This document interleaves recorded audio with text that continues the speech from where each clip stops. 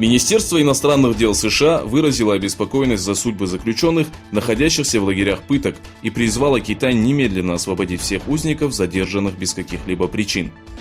Пресс-секретарь Министерства иностранных дел Морган Ортагус сделал следующее заявление.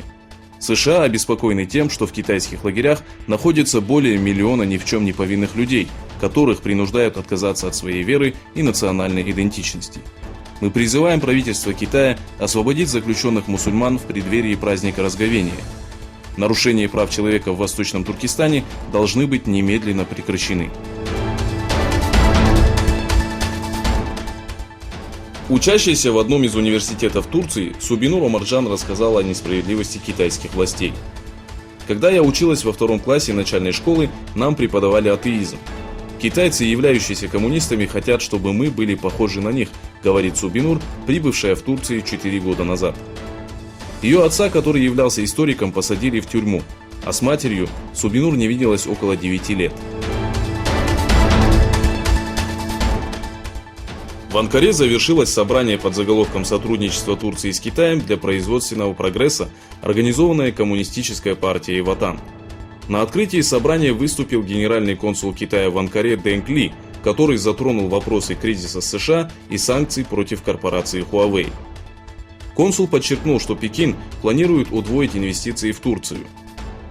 Развитие и укрепление сотрудничества Турции с Китаем зависит от долгосрочности и стабильности двусторонних отношений. Мы надеемся, что Турция приложит все необходимые усилия для обоюдного доверия и поддержки политической стабильности Китая.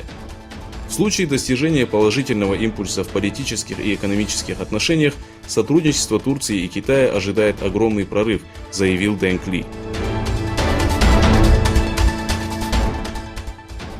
Духовный лидер и руководитель Ирана Аятулла Али Хаминей исключил вероятность начала переговоров с Соединенными Штатами в связи с тем, что переговоры с Вашингтоном, по его мнению, не приносят ничего, кроме вреда. Что касается Евросоюза, то, по словам Хаминей, между Ираном и европейскими странами нет никакого конфликта, что означает возможность любых переговоров. Главным в переговорах является тема, на которую будет вестись дискуссия.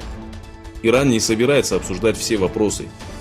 Фундаментальные основы иранской революции и оборона страны не подлежит обсуждению, заявил Али Хаминей. После решения Трампа ввести санкции в отношении корпорации Huawei, технологический кризис между США и Китаем усилился. Армия Китайской Народной Республики планирует отказаться от операционной системы Windows в пользу разработанного в Китае программного обеспечения. По сообщениям канадского Canno Asian Defense, Пекин обеспокоен тем, что спецслужбы США могут получить доступ к секретным данным китайской армии. Футбольный клуб Челси одержал победу над Арсеналом со счетом 4-1 в финальном матче Лиги чемпионов, прошедшем в столице Азербайджана. Это 9-й финальный матч Челси, в 2 из которых футбольный клуб оказался обладателем кубка. Первую победу Челси одержал в 2013-м, обыграв Бенфику со счетом 2-1. Спустя 6 лет Челси вновь стал чемпионом. Примечательно, что 19 лет назад Арсенал сыграл в ничью против Галатасарая и проиграл турецкому клубу в пенальти со счетом 4-1.